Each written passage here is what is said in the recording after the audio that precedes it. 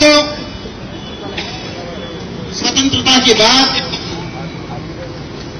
हर देश के साथ, हर समाज के साथ देश को बनाने का एक बहुत बीड़ा उस नेतृत्व को उठाना पड़ता है। अमेरिका जैसा जनतंत्र, प्रजातंत्र, जब उसके सामने ये समस्या आई और वहां पे करप्शन का वाटरगेट कांड हुआ तो निक्सन को कुर्सी छोड़नी पड़ी। और वो समाज, वो प्रजातंत्र, वो व्यवस्था तंत्र उस परीक्षा में पास हुआ। और हम, जब हमारे यहां भ्रष्टाचार की शुरुआत हुई वो फोर्स या हवाला से, हम उस परीक्षा में दोस्तों फेल हुए।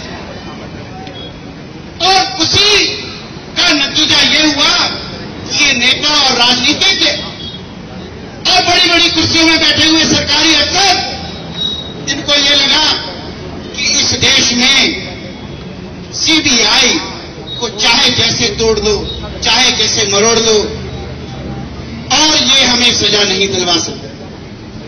यही हौसला, यही दुस्साहस हमारे पूरे राजनीति और पूरे राजनीतिक तंत्र को और इस व्यवस्था के तंत्र को इसने बर्बाद किया।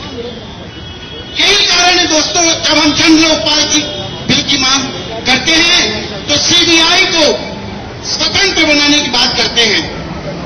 बार बार ये कहते हैं कि यदि जांच निष्पक्ष हो, सबूत पेश किए जाएं तो मुजरिम बच न पाएगा। और यही चीज जन लोकपाल बिल के द्वारा अन्ना हजारे एवं टीम अन्ना ने जनता के सामने रखा।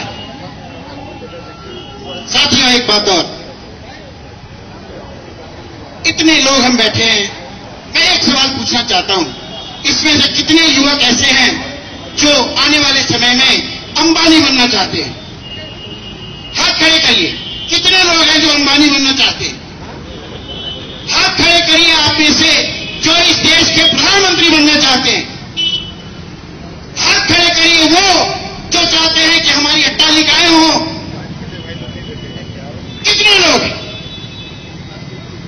मैं कहना चाहता हूं कि एक भी नहीं। हमारे दोस्तों, सपने बहुत छोटे छोटे हैं। सपने हमारे बहुत छोटे छोटे हैं। हमें मां सपना दिखाती है, पिताजी सपना दिखाते हैं कि बेटा पढ़ साहब बनेगा, बेटा पढ़ साहब बनेगा, बेटा झूठ मत बोलना, बेटा चोरी मत करना।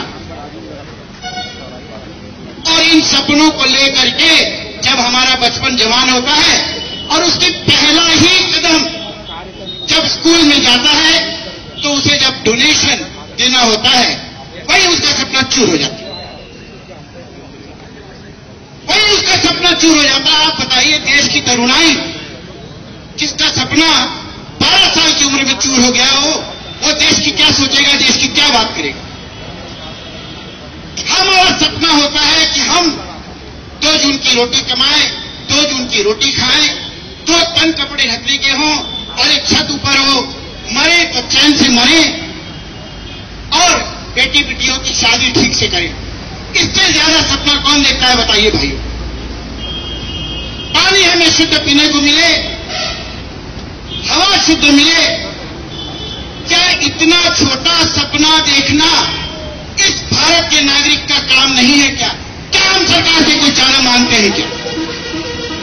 यदि 60 और 70 सालों के इस राज में यदि सरकार ने 7 साल में हमको सिर्फ इतने छोटे सपने पूरे करने का भी हक नहीं दिया, मौका नहीं दिया, तो फिर इस प्रजातंत्र का क्या मायने है? और हम पूरी तरह से जानते हैं दोस्तों कि यदि ये हमारे सपने पूरे नहीं हो रहे हैं